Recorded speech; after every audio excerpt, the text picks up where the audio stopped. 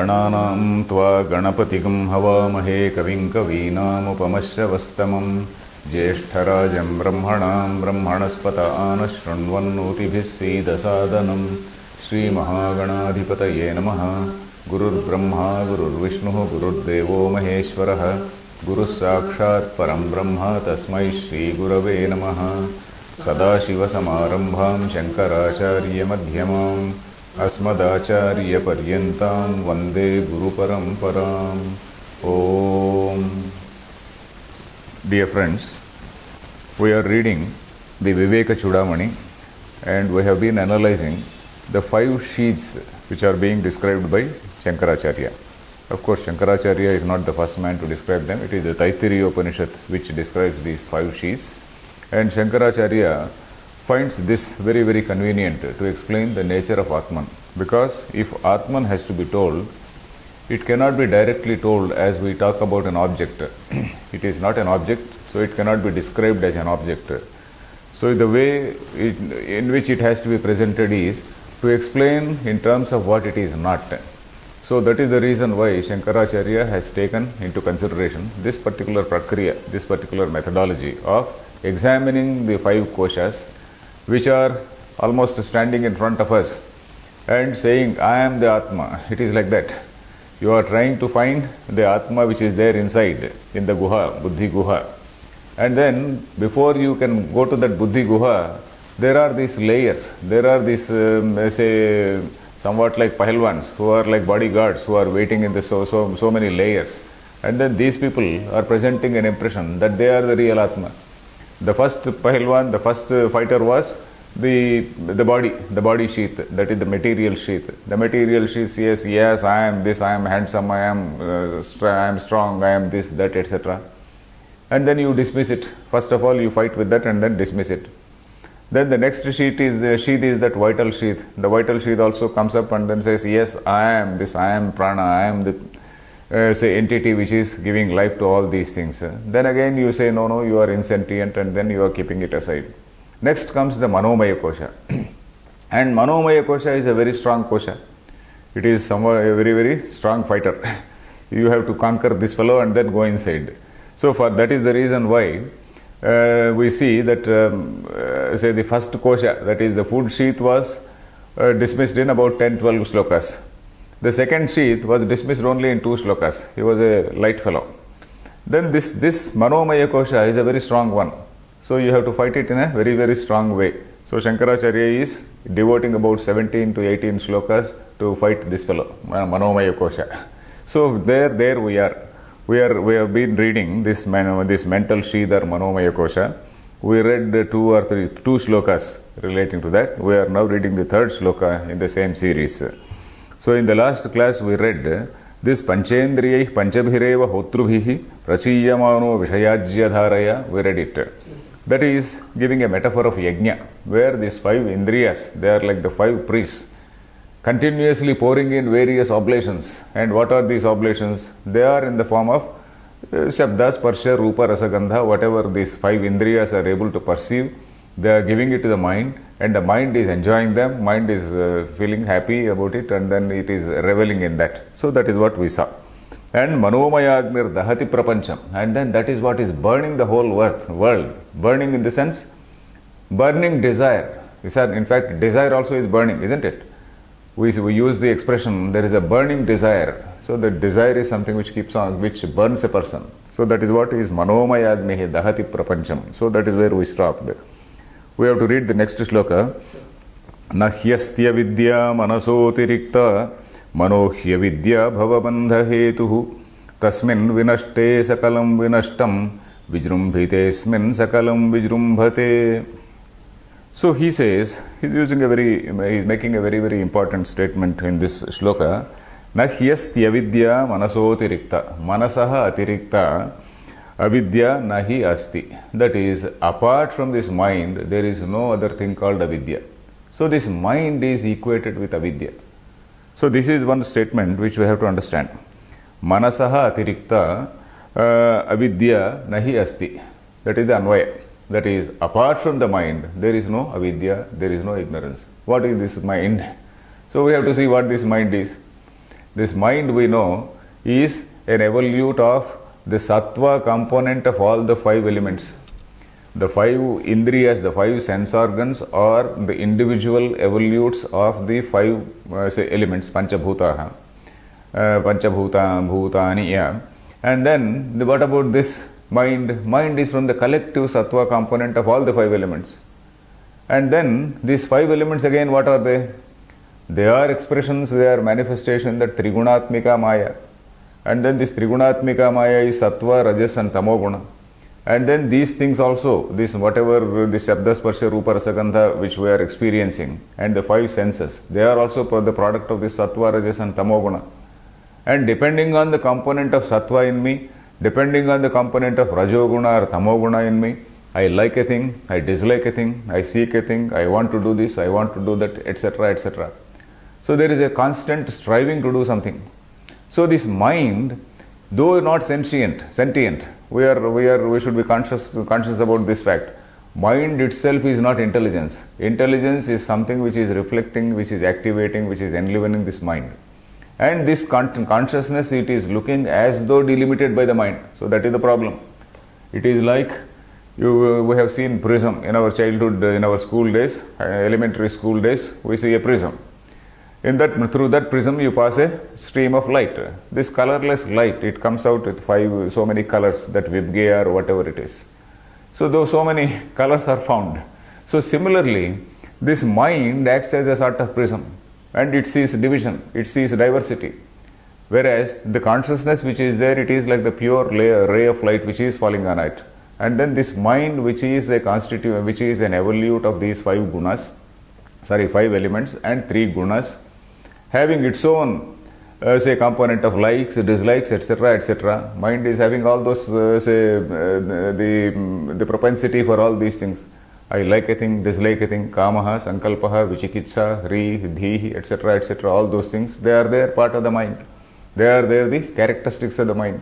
With all these things, this mind is acting as a sort of filter. Mind is acting as a sort of filter through which everything is perceived. Consciousness, unfortunately, is identifying with this, and consciousness is identifying with this body-mind complex, and then it is looking as though it is delimited. Consciousness is developing an ego sense. So that is what is avidya. So apart from mind, there is no other avidya. Avidya, what is avidya? Avidya is not being able to know the truth, isn't it? Not being able to know that you are the real consciousness, you are that absolute consciousness, you are not different from that absolute consciousness. So that is what is truth. But then we are having an identity notion. We have a notion, we have an identity that I am this, I am that, I am a scholar, I am so and so, I belong to this religion, I belong to this nation, etc. I have to advance this particular type of ideology. So all these things I have in mind.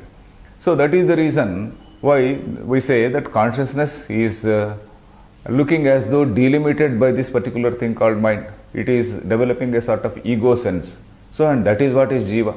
Antahkarana avacchinnam chaitanyam jiva. Antahkarana avachinna. It is looking delimited by this antahkarana.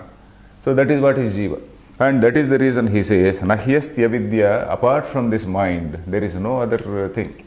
And then, manohya vidya bhavabandha hetuhu. Manaha he means indeed. Manaha he, avidya, this is what is avidya. What type of avidya? Bhavabandha hetuhu. That is, it is the cause. Hetu means cause. Hetu is the cause for bhavabandha, cause for bondage relating to birth or existence. Bhavabandha hetuhu. So long as this mind clings on, so long as we cling on, this ego clings on to all these things, so that far you will keep on getting lives and life after life, life after life. So long as the consciousness is craving for this ego sense, and this ego sense is craving for enjoyment, so long as you are so long as we keep on demanding or craving for all these sensory pleasures or sensory impressions, so long as we delimit ourselves, so till that time we will keep on getting the births. Bhava bandha hetuhu. That is, dehadya abhimana rupa sambandha. So that is what the Swamiji, that Chandrasekhara Bharati explains it as dehadya abhimana rupa bandha. So this bondage which is of the nature of identification with the body-mind complex. Bondage which is of the nature of identification with this body-mind complex. I am handsome, I am this, I am that, etc. And then seeking pleasures for this. So this mind is the say cause for this thing. And then tasmin vinashte sakalam vinashtam vijrumbhitesmin sakalam vijrumbhate tasmin vinashte sati. Once this mind is say removed, vinashta, nashi means not destroying, nashi adarshane, the meaning of the root dhatu, nashi adarshane. That is, once the mind disappears. And how can the mind disappear? If the mind has to disappear, that is the reason, that is the reason for all these spiritual exercises. That is the need. All the spiritual exercises are needed to ensure that the mind is made thin. The mind is right now so thick, isn't it? The mind is so thick with all our ambitions, this gunas, and then all that the three gunas are very so dominant in that. So these three gunas have to be controlled. That is what we see in Gita also. Gita says, guna atita. A person who trigunan atitya bhavati prabho. Arjuna questions Lord Krishna. So, kairlingaihi gunan atitya vartate, something like that he questions. So, this guna atita means what? So, these gunas which are there in this mind, that gunas have to be neutralized. All these gunas have to be neutralized.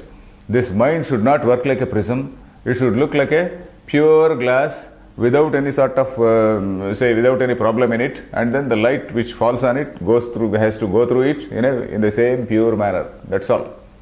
This light which comes as a sort of laser beam with the same, wavelength and frequency and whatnot, it has to go out with the same, in the same manner without any distortion. So that is what should be the mind. So that is what is manonasha. And manonasha is one thing which we know, that it is something which is described in Panchadashi, not Panchadashi, Jivan Mukti Viveka Vidyaranyamani. Of course, Panchadashi makes a reference to that, but then Jivan Mukti Viveka is exclusively earmarked for this Manonasha and Vasanakshayam. Vasanakshayam also we know, it is a very, very important thing. Vasanakshaya, it is only when you remove all these vasanas, all these predispositions which are there in the mind, it is only then we can say that the mana has become attenuated. Attenuated means becoming thin and thin. So this mind becomes thin and it becomes like a totally translucent. Translucent, what is it translucent or transparent? Anyway, it is a very, very clear, say, glass through which the light goes without any distortion. So tasmin vinashte sati sakalam vinashtam. Because it is the mind which is producing this division. It is the mind which is seeing this division and seeing all this plurality or diversity. And then vijrumbhatesmin tasmin vijrumbhate sati. That is, once this mind is let loose, vijrumbhanam is what?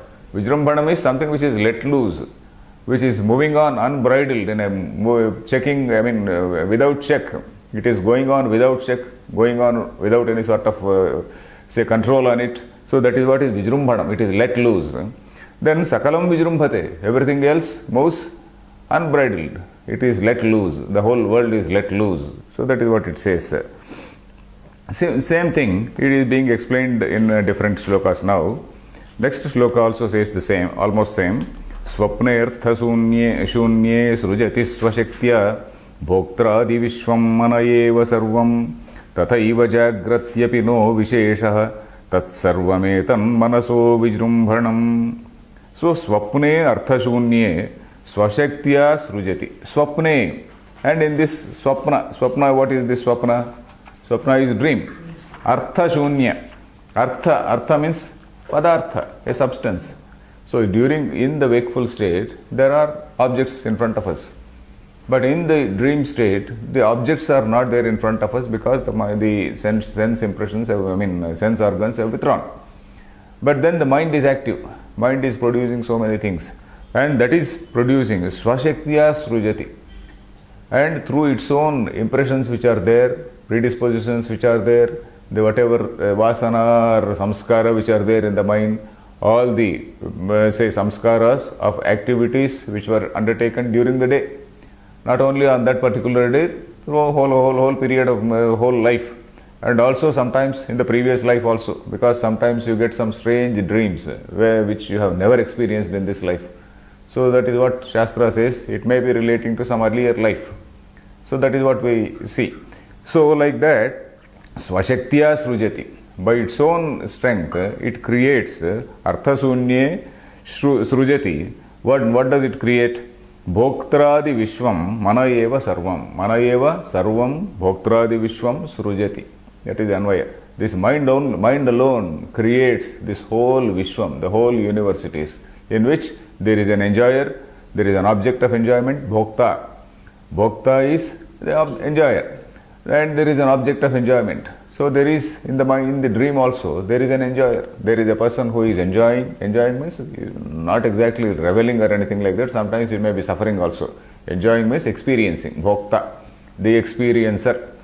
So there is an experiencer and there is an experience in the dream also.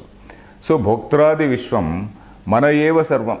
So this Bhoktrutva, Bhoktrutva etc. is a creation of the mind only, even in this Swapna. Because this mind presents all these sense objects to this Jiva and makes him a Bhokta.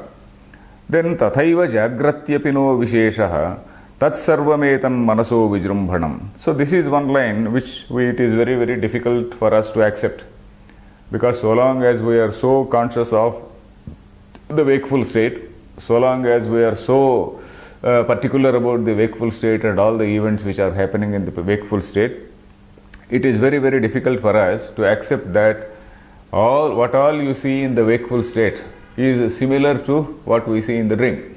That is the statement here. Tathaiva, like that, like what you see in a dream, Jagratyapi, Jagrati api, even in the Jagrata Avastha, Jagrati api, that is Jagratyapi, that is even in the Jagrata Avastha, no Visheshaha, na Visheshaha, na becomes no. Na Visheshaha, there is no speciality, there is nothing different, there is no distinction between these two, there is no distinction. Tat sarvametat manaso vijrumbhanam. Because this is what we have to understand. We have to constantly remember that the reality is one pure consciousness alone, and that in that pure from that pure consciousness only this cosmic mind evolves, and this cosmic mind itself is due to this sort of avidya projection. Avidya is again like a huge wave arising in an ocean, and then that huge wave thinking that it is a huge ocean, I have this size and then proportions and all those things. And then it is the cosmic mind is somewhat like that. And the individual minds again, individual jiva, this parichinna jiva, it is somewhat like Agneriva Vispulinga. We have seen that image of say the sparklets going out of a huge fire. There is a huge fire and there are small sparkles coming out, and then like this Vispulinga, all the jivas are there. So this jiva again is subject to the same avidya. Of course, Ishvara, the cosmic creator, he is not a servant of that avidya, he is the master of that avidya, whereas we are affected by that avidya. The only distinction between Jiva and Ishvara is that Jiva is not dominated in the sense he is the master of Maya, whereas we are not masters of Maya, we are affected by Maya. So that is the only difference. So Tathaiva Jagratyapi. So even in this wakeful state, whatever we are experiencing is somewhat an appearance in that supreme consciousness. It is an appearance in that Maya. It is an appearance in that tentative reality. Maya doesn't mean to totally unreal. Maya is not something which is tucham. When we use the word Maya, Vedanta, when we say the word Maya, it doesn't mean that the whole world is totally unreal. It is not real when compared to the absolute reality called Brahman. In that Brahman, it is a manifestation. So long as you are in this level, so long as you are in the level of, in the ignorance level, the world exists. But once we realize that nature, realize the nature of the pure Atman, then this whole world becomes, we realize that it is totally unreal. Unreal in the sense, not unreal like the son of a barren woman. Son of a barren woman is something which is never there. This is something which is asti nasti vichikitsa. That is, you can't dismiss it, It is sadasadhyam anirvachaniyam. It is neither sat nor sat. It cannot be defined either as sat or asat, nor as a combination. Sannapya sannapyuhayatmakano. That is what we saw a beautiful shloka earlier. Sannapya sannapyuhayatmakano. So like that. So in that Jagrada Avastha also, there is no great distinction. And tat sarvam etat, all this thing is manaso vijrumbhanam. That is manasaha vijrumbhanam. That is because this mind is seeking. The mind is seeking things, those things are appearing. If the mind does not seek things, they will not appear. So this is another thing. So the problem is, it is a very difficult statement to understand, to appreciate. Because we normally say, there is an object in front of me and then I am seeing it. The object is there and I am seeing it. Whereas Vedanta says, the object is there because you see it. That is the only difference. The object is there because you want to see that, because you see the difference, because you are seeing it as something which is an object. So in pure consciousness, this what is called objective consciousness is not there. Objective consciousness means there is a jnata, gneya, that difference. That is a perceiver and an object. So this difference is not there. Jnata, gneyam and jnanam. So this triputi is not there in that pure consciousness. Whereas in this delimited consciousness, which is also called, which can be called as objective consciousness, there is this difference, there is this division, there is this distinction. So this thing is only because of this mind, which is again a product of that maya. So that is the reason why we say that tathaiva jagratyapino visheshaha, and that this mind is something which is producing this particular thing. So this is, we have to, that is the reason why we say that Vedanta is something which cannot be understood straight away. You have to listen to the say Upanishad Vakya. That is why they said Shravanam. Shravanam is, what is that Shravanam? Shravanam is listening to the Upanishad Vakyas. And then at first sight, or at first hearing, let us say, they look rather strange. The same thing as I said, that is, we think that we are seeing the objects because they are there. Vedanta tries to say that your mind is like this, the constitution of the mind is like this. The mind is seeing the division. Actually there is no division. Actually all this is a manifestation in Brahman. So that is Vedanta says. So for that you have to do mananam. Vedanta says, you have heard, Shravanam is done, but then that's by Shravanam alone cannot give you that realization, except in the case of one rare, say, extremely well-prepared person, an extremely person who has done so much of, say, dhyana, etc., in his previous lives, and then his mind is so totally equipped for that. And some people are supposed to be, very rarely of course, Vamadeva, etc., some names we find, where by birth they are, say, realized persons. Vamadeva or Shuka, sage Shuka, so like that. But then, for all of us, that is the reason why Shravana, Manana, Nididhyasana, they have been mentioned. You listen to this, you meditate on that, you clarify all the doubts by questioning the Guru, and then you meditate on whatever has been told, and then over a period of time you have to apply them. And then sometimes there is also a saying that Brahmajnanam comes in a flash. Brahmajnanam is something which comes in a flash. It is not as though you are over a gradual period of time, etc., etc. But there is another theory also that this abhyasa is very much needed. Brahmajnanam may come as a flash for somebody. It may come. It may come to you and me also, we do not know. But then abhyasa is very much needed so that the ideas, they sink into the mind. So Shravana, Manana, Nididhyasana are very much needed in order to ensure that these ideas slowly sink into the mind. So the next shloka is also like that. Sushupti kale manasi praline naivasti kinchit sakala prasiddhehe ato manah kalpita eva pumsaha samsara etasya navastutosti. So he says samsara is present only when the mind is present. Samsara is there only when the mind is present, and it is absent when the mind is absent. Sushupti kale manasi praline. In that sushupti, in the state of deep sleep, where while the mind is totally withdrawn, manasi praline, the mind also is withdrawn, then naivasti kinchit sakala prasiddhehe. Everyone knows sakala prasiddhehe means as is well known to everyone. As is well known to everyone. Naivasti kinchit. There is absolutely nothing. You don't feel anything. That is that Anandamaya kosha. Then ataha manah kalpita eva pumsaha samsaraha etasya na vastutaha asti. Na vastutaha. In reality, this thing called samsara, this thing called transmigration is not really there, but it is only manah kalpita eva pumsaha. Pumsaha means for a seeker. For pumsa does not mean a man only, it is a seeker. Manah kalpita eva. This is something which is something which is visualized by the mind. This division is something which is visualized by the mind. Then he says, Vayuna niyate meghaha. So for this, of course, Swamiji, anything further Swamiji has written? Not much. Anyway. So the next shloka also is like this. Vayuna niyate meghaha punastena iva niyate manasa kalpyate bandho mokshastena iva kalpyate. Vayuna aniyate meghaha. Vayuna aniyate. There are two avagrahas there. Vayuna aniyate meghaha.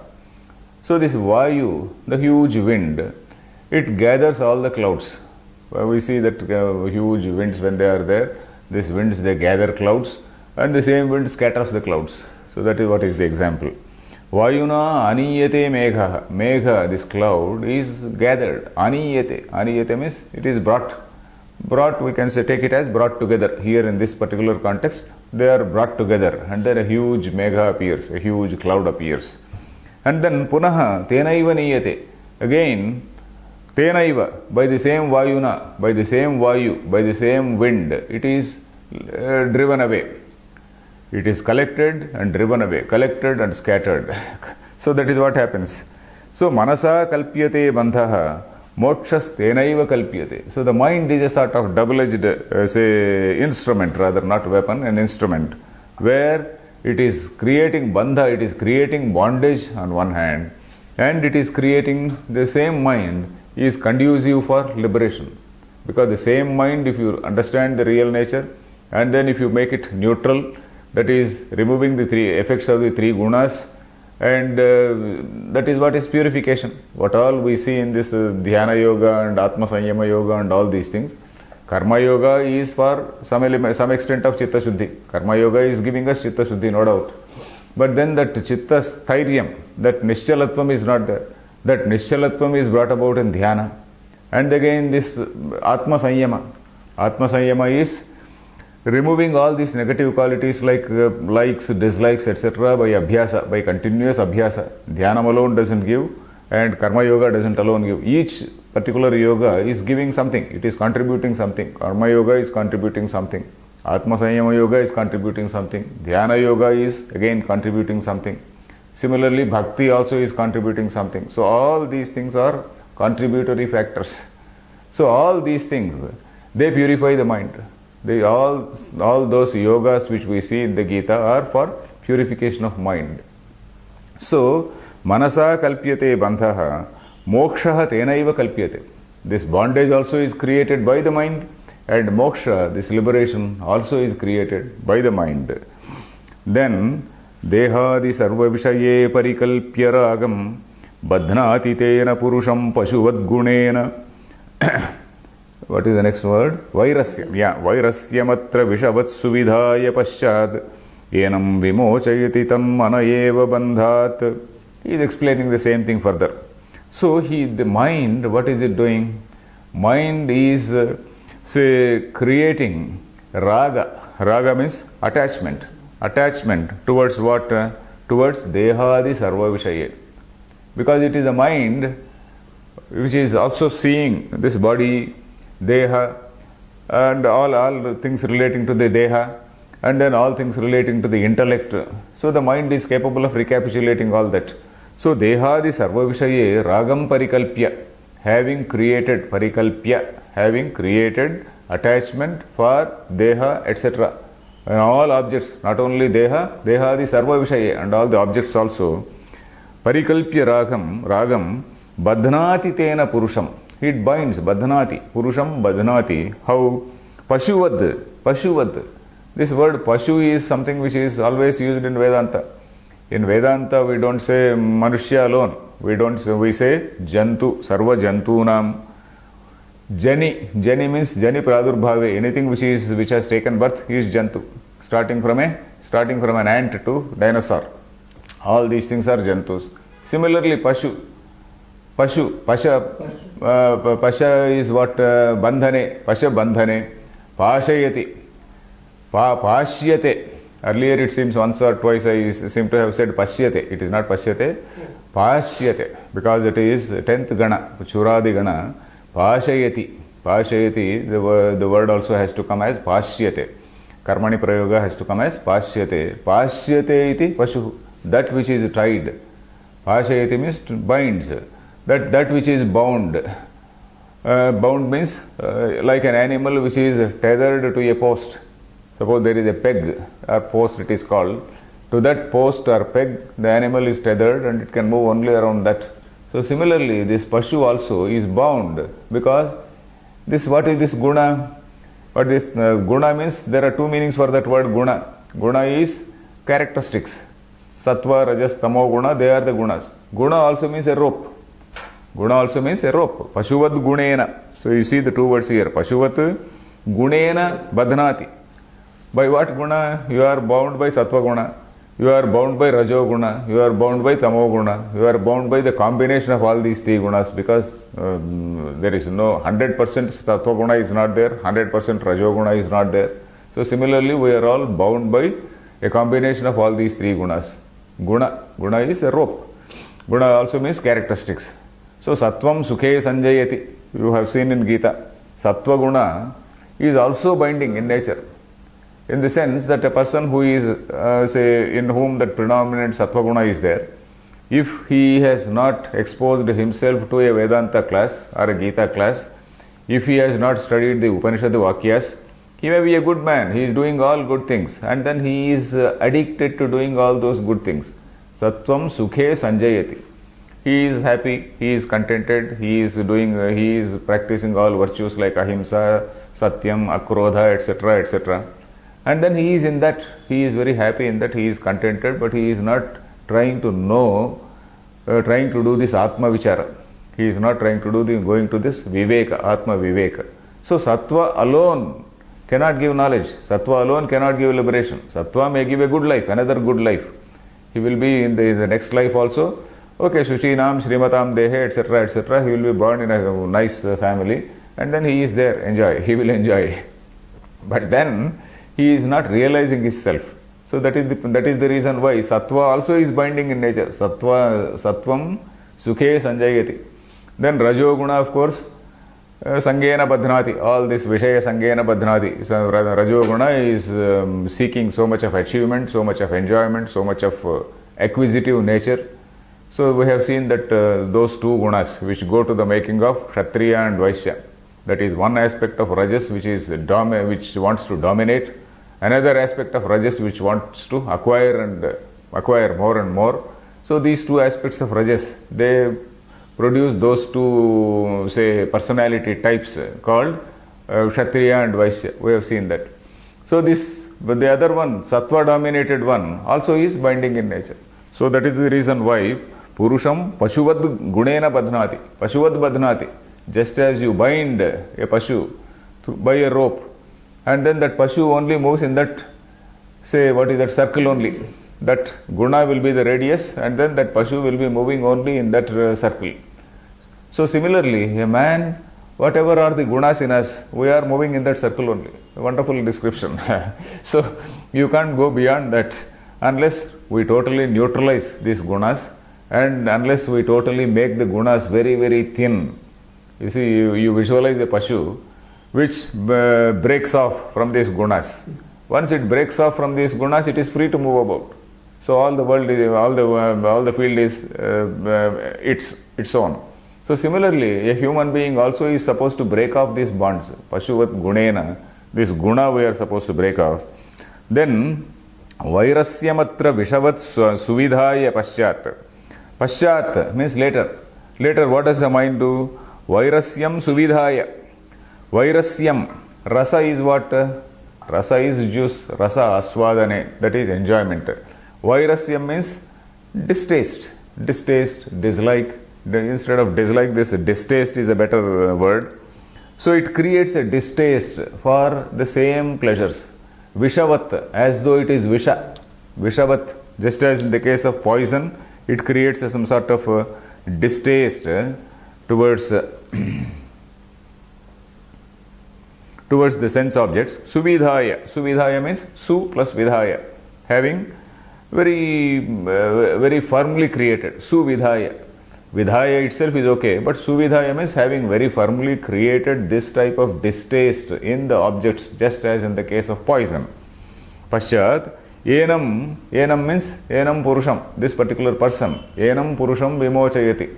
This mind itself, vimochayati, this mind itself is conducive for the release, vimochanam, for tan manayeva bandhat vimochayati. From the bondage it releases. Because the mind, when it becomes thinner and thinner, mind when it becomes, when it dissolves itself, let us say, when the mind dissolves itself, then that itself is it becomes the cause for moksha. Then, now in the next shloka also, he is using the word jantu. Jantu, all any animal. Tasman manah karanamasya jantoh bandhasya mokshasya chava vidhane bandhasya heturum malinam rajo gunair mokshasya shuddham virajastamaskam. Tasmat, therefore, karanamasya jantoho, tasmat manaha karanam. Mind is the cause. Mind is the karanam, cause for bandhasya mokshasya chava. Either for the bondage or for release of this jantu. Jantu means a person who is born. For anybody who is born. Of course, we do not know whether dogs and pigs, they have this concept of liberation. We do not know anyway. At least we know that we have this idea called liberation. Asya jantoh, for this jantu, Vedanta, as we see, it equates a man with all the jantus. Because it is only by virtue of some karma you have become a man. By virtue of some other karma, the jiva has become a dog. Another jiva has become a pig, etc. But all the jivas are one and the same. Whether it is an ant or a pig or an elephant, all the jivas are one and the same. They are at the same, say, ontological level, we can say. They are on the same ontological level. Only thing is, you have done some little bit of punya, some mixture of punya, papa, and then you are here on earth as a human being. That is it. Manah karanamasya jantoho bandhasya mokshasya chava vidhane. Vidhanam is resulting in that, causing it. Vidhanam. That is manasya chava vidhane. Bandhasya vidhaneva, mokshasya vidhaneva. For either for resulting in bandha or for resulting or causing moksha. Then bandhasya hetuhu malinam rajogunaihi. Malinam manaha. Bandhasya hetuhu malinam. Malinam means what? Malinam manaha. That manaha has to be understood there. Bandhasya hetuhu, the cause for bondage is malinam manaha. That is mind which is polluted by what? Rajogunaihi. Raja also means it is a upalakshanam for other gunas also. Because all gunas bind. It is not only Rajoguna which binds, Satvaguna also binds, Tamoguna also binds. So, but then we can also include as Rajogunas. What are all these Rajoguna? Kama yesha, Krodha yesha, Rajoguna samudbhava, etc., etc. we see in Gita. Kama, Krodha, Lobha, Moha, Madha, Matsarya, the 6 enemies as we call it. That is called Arishadvarga, the group of 6 enemies. Swamiji there, Chandrasekhara Bharati, he refers to this Arishadvarga in this word. Rajo, for the word Rajogunaihi, he has referred to this Arishadvarga, the 6 enemies. And we can also take Satvaguna, Rajoguna also. So this Bandhasya Hetu, this mind is, it becomes Bandha Hetu when it is bound by these gunas. So long as it is not exposed to the Shravana, Manana, Nidhyasana. Even Satvaguna, okay, it is there. It is conducive for, it is a fertile ground. The ground may be fertile, but if you are not sowing seed, what is the use? Satvaguna is like, there is a nice ground, you have prepared the ground, and in that ground you are not putting some seed, you are not irrigating it. It is only when you put a seed and irrigate, then only the plant will grow. So, it is like that. So, bandhasya hetuhu malinam manaha rajogunaihi. Then mokshasya means mokshasya hetuhu. The cause for moksha is shuddham manaha. Shuddham again manaha has to be understood there. Shuddham manaha virajastamaskam. Vigataha Rajaha Tamaha Yasmat. That is devoid of this Rajoguna and Tamoguna. Rajas Tamaskam. That which is having Rajas and Tamoguna is Rajas Tamaskam. Virajas Tamaskam is Vigata. That is devoid of this Rajoguna and Tamoguna. In fact, if you see Puranas, we come across what is called Viraja Nadi. In Puranas, what they say is, after a person dies, the jiva goes through what is called Viraja Nadi. Viraja Nadi is some sort of purgatory or Nadi, a sort of Nadi, which is visualized at the Purana level. But if you see, the Vedantic meaning of that is Viraja, that is Vikata Raja, that is devoid of this Rajoguna and Tamoguna. It is only when it is purified in that Viraja Nadi. When it is purified in that Viraja Nadi means when it gets washed off. All these Rajoguna, Tamoguna, all these gunas are washed off. Only when the mind becomes very, very pure, then only it is fit for this moksha. That Viraja Nadi is a sort of a symbolic representation of a purified mind. Virajas Tamaskam.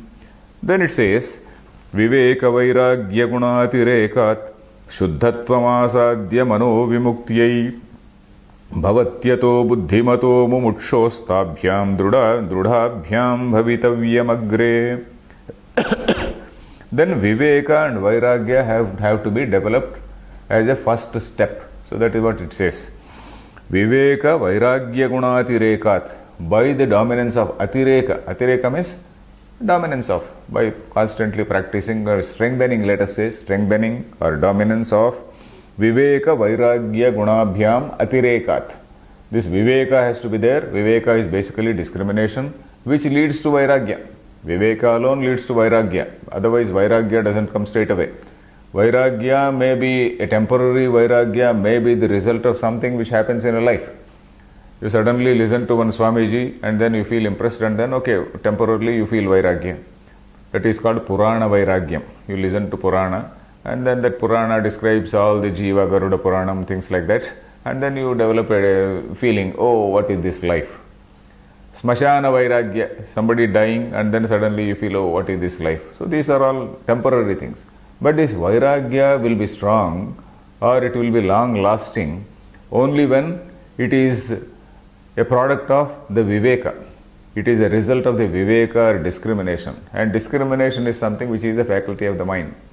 And then this Viveka Vairagya Gunatirekat, because of the dominance of this Viveka and Vairagya, Shuddhatvam Asadya Manaha Vimuktiyai Bhavati.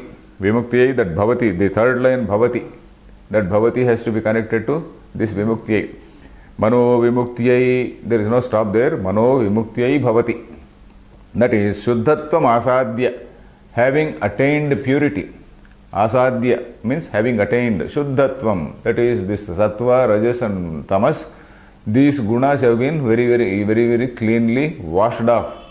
The mind has gone and taken a dip in that Viraja Nadi, and in that Viraja Nadi all this Rajas and Tamas etc. have been washed off, and then it is now ready. Shuddhatvam Asadya Manaha Vimuktiyai Bhavati. Vimuktiyai Bhavati means becomes a means for Vimukti. Vimuktiyai Kalpate. Kalpadhatu also we have seen. Yeah. Kalpadhatu, it is somewhat similar. Vimuktiyai Bhavati. That means it becomes a means for, it becomes fit for, it becomes eligible for moksha. Then Ataha Vimuktiyai Bhavatyato. Vimuktiyai Bhavati. There Bhavati, after Bhavati there is a stop. Bhavati. Full stop. Ataha. Ato is Ataha. Ataha means therefore. Buddhimato mumukshoho. For a person, for a seeker, mumukshu, mumukshu is a seeker. For the seeker who is a buddhiman, for a seeker who is wise, who is intelligent, who is clever, who is a smart person, tabhyam drudabhyam bhavitavyam agre. Tabhyam, referring to what? To these two, Viveka and Vairagya. Viveka, Vairagyabhyam, drudabhyam bhavitavyam agre. Agre means in the beginning itself, as a first step, what you have to do. Whenever you want to achieve something, there is step 1, step 2, step 3, step 4, etc., isn't it? The very first prerequisite, the very first step is this Viveka and Vairagya have to be strong. If these two are not strong, it is like a weak foundation. All our subsequent developments, all our study of Vedanta, etc., is on sandy soil. So it is not on a strong soil. So as a first step, or rather first of all, tabhyam, that is tabhyam refers to viveka vairagyabhyam. Viveka vairagyabhyam drudhabhyam bhavitavyam. So tena bhavitam, kim bhavitavyam? Drudhabhyam bhavitavyam. That is, these two, viveka and vairagya, have to be very strong as a first step. So these are the first, that is the first prerequisite. Then again one more metaphor of a lion. Not lion, a tiger. Mano nama mahavyagro vishayaranya bhumishu charatyatra nagachantu sadhavo ye mumutshavaha. That is, mano nama mahavyagraha. Mano nama mahavyagraha, mano nama. Mahavyagraha means a great tiger. A mighty tiger. What is its name? Mano nama, named mind. A mighty tiger named mind. Vishaya aranya bhumishu, in those fields, in those forest lands of Vishayas. What is the forest in which mind is moving? The mind is moving in all these sense objects only. Whatever it sees, it seeks. So, all these Vishayas, they are the fruit. They are the fruit for this mind. So, this is something which is wandering in the forest, in the wild fields of the Vishayas. Vishayaranya bhumishu. Aranya is wild fields, wild jungle fields called Vishayas or sense objects. Charati, manaha charati. Manaha Vishayaranya bhumishu charati. So up to that point in the sentence, charati means it moves. Charati also means eats. Charadhatu, it means it has two meanings, isn't it? Charadhatu, moving is one meaning, eating is another meaning. Charati. So Vishayaranya bhumishu charati, that it feeds on. It feeds on in all these Vishayaranya bhumishu, it eats, it enjoys, charati. Then nagachantu sadhavo. Sadhavaha mumutshavaha. Sadhavo ye mumutshavaha. So these seekers who are sadhu. Sadhu jana means who are, let us say, spiritually disciplined. Sadhu here, we can take it as spiritually disciplined. A person may be mumukshu but not spiritually disciplined. So here we are referring to a mumukshu and also a sadhu. Sadhu means a person who has attained that spiritual discipline. Then like we see Kaschid Dhiraha Pratyagatmanam Aichat, we see in Kathopanishad. Some rare dhira, some such rare person, he turns the sense organs inwards because the sense organs are created by Brahma in such a way that they are outward bound. Paranchi Khani Vyatrunat Swayambhu, this Swayambhu or the creator is someone who has created these sense organs as outward bound. Whereas Kaschid Dhiraha, some rare strong-minded person. Dhira doesn't mean a valorous person who can fight 10 people. Dhira means a person who can control his mind is Dhira. Swamiji gives a beautiful explanation for that Dhira. Dhiyam Rati iti Dhiraha. In an earlier shloka he has written, Dhiyam Buddhivrittim Rati Grunhati iti Dhiraha. That is a person who controls his mind is a Dhira. You can control others, but you can't control your mind. So that is why a person who controls the mind is called a Dhira.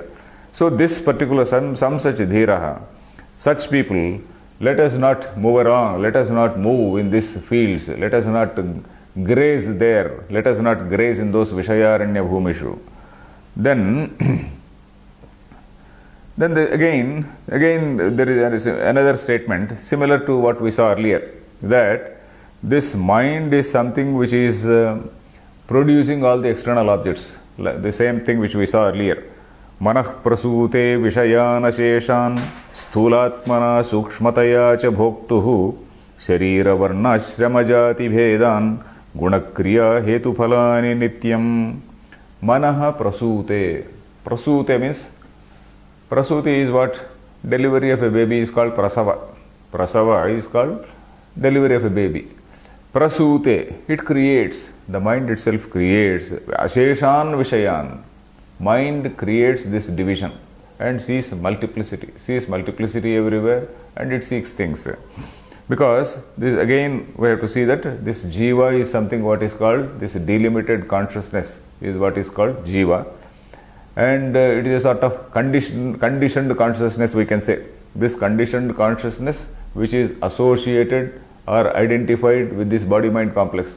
The conditioned consciousness which is identified with this body-mind complex, and that is the reason why it sees division, it sees plurality or diversity. So, manaha prasute asheshan vishayan. It sees so many things, diverse objects. Sthulatmana. Sthulatmana means when you are awake in the form of sthula objects, in the form of things which are perceived by the senses. Sthula means something which is perceived by the senses, sthula. Something which is not perceived by the senses is sukshma. Something which is perceived by the mind but not perceived by senses is called sukshma. So, sthulatmana, sukshmatayacha, and also in the subtle form, in the gross form and also in the subtle form. Sukshmatayacha, bhoktuhu. Bhoktuhu means for the purpose of bhokta. Bhoktuhu is in Shashti Ekavachanam. That is for the purpose of this bhokta. Bhoktuhu, manaha prasute. For him, this mind creates so many objects. What type of things? Sharira varnashrama jati bhedan. Guna kriya hetu phalani nityam. Nityam, always, it perpetually, perennially creates all these things. Like what? Sharira. So I am white, I am black, I am this, I am green, yellow, etc., etc. Varna, ashrama. Varna, Brahmana, Kshatriya, Vaishya, Shudra, etc. The varnas. Ashrama. Ashrama is brahmachari, grihastha, etc., etc. The ashrama, various stages in life. Then jati. Jati means, it can mean jati actually means birth. That manushya jati, pashu jati. That way you can take.